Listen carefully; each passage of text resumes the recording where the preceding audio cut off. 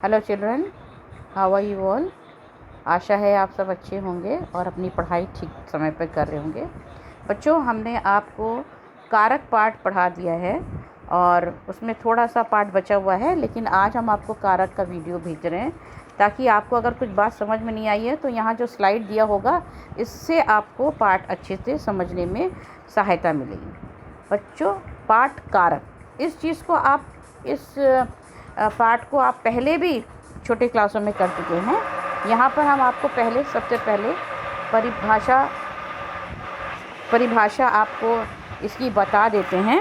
तो बच्चों, परिभाषा इसकी है, संज्ञा या सर्वनाम के जिस रूप से उसका सीधा संबंध क्रिया के साथ ज्ञात हो कारक कहलाता है। जैसे गीता ने दूध पिया, ये क्या हो गया, आपका कारक की परिभाषा हो गई और उसके साथ एक मैंने उदाहरण भी दे दिया। अब दूसरे स्लाइड में आप आगे देखेंगे कि इस वाक्य में गीता कौन है। गीता ने दूध पिया था, तो गीता है कर्ता कारक और दूध उसका कर्म है। अतः गीता कर्ता कारक है और दूध कर्म कारक है। तो यहाँ हमने बताया दो प्रकार के कारक, कर्ता और कर्म। अब कारक में विभक्तियाँ भी होती हैं, यानी कि चिन्ह। बच्चों, एक बात हमेशा ध्यान में रखिए कि विभक्ति के बिना आपका कारक विभक्तियों के बिना आपका कभी भी वाक्य में अर्थ नहीं निकलता है। ठीक है। तो कारक विभक्ति संज्ञा अथवा सर्वनाम शब्दों के बाद ने, को, से, के लिए आदि जो चिन्ह लगाए जाते हैं वो कारक विभक्ति कहलाते हैं। जैसे राम ने सीता को पुस्तक दी, तो ने और को आपका क्या हो गया, आपका कारक विभक्ति। अब राम सीता पुस्तक दी, अब ये तो आपका कोई भी इसमें मतलब नहीं निकलता है। तो अगर आपके वाक्य में कारक विभक्ति ना हो तो आपको उसका अर्थ स्पष्ट नहीं होगा। अब दूसरे आप स्लाइड में देखेंगे कि कारक 8 प्रकार के होते हैं। उन्हें विभक्ति चिन्हों के सहित भी देखा जा सकता है। और बच्चों, ये विभक्ति चिन्ह आपको अच्छे से याद करना चाहिए। मैंने आपको क्लास लेते समय भी बताया था और आपको कॉपी में लिखने के लिए भी बोला था। तो हिंदी में 8 कारक होते हैं। कारक की विभक्ति चिन्ह होते हैं जिसको हम परसर्ग भी कहते हैं। जो विभक्ति चिन्ह होती है उसको हम परसर्ग भी कहते हैं। कर्ता ने, कर्म को, यानी कि कर्ता का विभक्ति चिन्ह ने है, कर्म का को है, करण से, के द्वारा, संपदान के लिए को, अपदान से यानी कि पृथक होना, संबंध का के की, अधिकरण में पर और संबोधन हे अरे। अब बच्चों, यहाँ पर आगे बढ़ने से पहले हम समझा दें कि आप देखेंगे करण में भी से है और अपदान में भी से है, लेकिन यहाँ दोनों का ही अर्थ अलग है। करण से का मतलब है द्वारा, यानी कि साधन। जैसे कि मैंने कलम से पत्र लिखा, हमने किस चीज़ से लिखा, क्या साधन है पत्र लिखने का, वो करण में आ जाएगा। और अपदान कारक का से मतलब अलग होना। पेड़ से पत्ता या छत से बच्चा गिर गया तो वो छत से अलग हो गया। या स्टेशन से रेलगाड़ी निकल गई, यानी कि स्टेशन से रेलगाड़ी अलग हो गई। तो अपदान का से मतलब अलग होना और करण का से मतलब साधन, किसके द्वारा आप काम कर रहे हैं। माँ ने सेब को चाकू से काटा, तो से यानी कि किसके द्वारा सेब काटा गया, चाकू द्वारा। तो ये आपका हो गया करण कारक और अलग होने वाला से होता है अपदान कारक। अब बच्चों, हम आगे बढ़ते हैं। ये 8 चिन्ह आपको अच्छे से याद करनी है। यहाँ एक विशेष बात जो आपको जाननी है, कर्ता से अधिकरण तक विभक्ति चिन्ह परसर्ग शब्दों के अंत में लगाए जाते हैं, किंतु संबोधन कारक के चिन्ह जो है सबसे आगे। बाकी सारे जो आपके विभक्ति चिन्ह है वो बाद में लगते हैं। जैसे कि राम ने सीता को, तो राम के बाद और सीता को, पेड़ से, ठीक है, ये सारे जो है शब्द संज्ञा या सर्वनाम के बाद लगते हैं।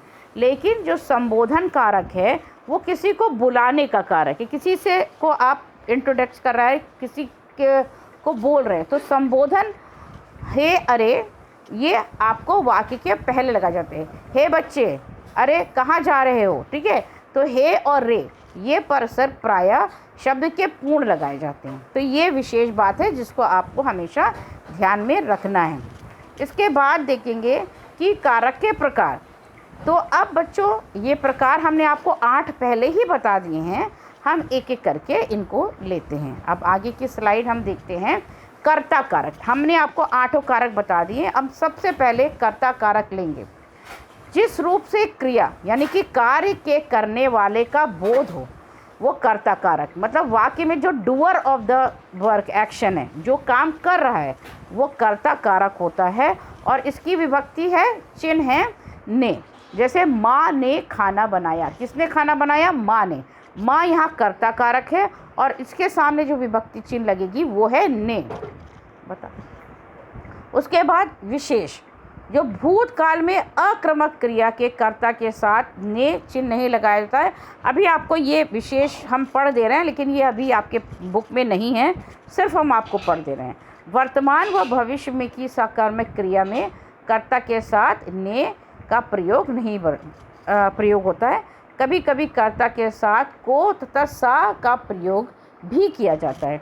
कर्ता जब हम कर रहे हैं तो ज़रूरी नहीं ने है, ने हम इस्तेमाल करें, कभी कभी को या सा भी इस्तेमाल किया जाता है। तो बच्चों दूसरा आया कर्म कारक। क्रिया के कार्य का फल जिस पर पड़ता है वह कर्म कारक कहलाता है। इसका विभक्ति चिन्ह है को। इस चिन्ह भी यह चिन्ह भी बहुत से स्थानों पर नहीं लगाया जाता है, ठीक है। कहीं कहीं लगाया जाता है, कभी वैसे तो अधिकतर लगाया जाता है, लेकिन कहीं कहीं ऐसा होता है कि को के बिना भी वाक्य लग जाता है। ये आपके समझ में है कि वहाँ को कर्म का ही बात किया जा रहा है। ये हम आपको पहले पार्ट में जब हम कारक करवा रहे थे तो इसको मैंने आपको समझा दिया था। इसके बाद वाला कारक है आपका बच्चों करण कारक। करण कारक वो कारक है जो मैंने पहले ही आपको समझाया है, जब किसी के द्वारा, ठीक है, द मीडियम, क्या मीडियम है काम करने का? करण माने से या के द्वारा, किसके द्वारा? संज्ञा आदि शब्दों के जिस रूप से क्रिया के करने के साधन का बोध हो वह करण कारक कहलाता है। इसकी विभक्ति चिन्ह से या के द्वारा है। सेब, चाकू के द्वारा सेब हम काट रहे हैं या चाकू से सेब काट रहे हैं, तो इससे आपको पता चलता है कि सेब काटने का साधन क्या है? चाकू, ठीक है। तो यहाँ पर आपको जो से लगेगा करण कारक में वो आपको साधन बता रहा है, ठीक है। अपादान कारक और करण कारक में आप बिल्कुल भी गलती ना करें, क्योंकि बच्चों यहाँ पर हमें आपको देखना है कि दोनों में ही से लगता है, तो कभी कभी बच्चे कंफ्यूज हो जाते हैं। तो इस बात का आप खास ध्यान रखिएगा कि करण कारक और अपादान कारक दोनों ही में से है, लेकिन करण कारक में से का मतलब रहता है माध्यम, किसी भी कार्य करने का माध्यम, और अपादान कारक में से का अर्थ होता है अलग होना।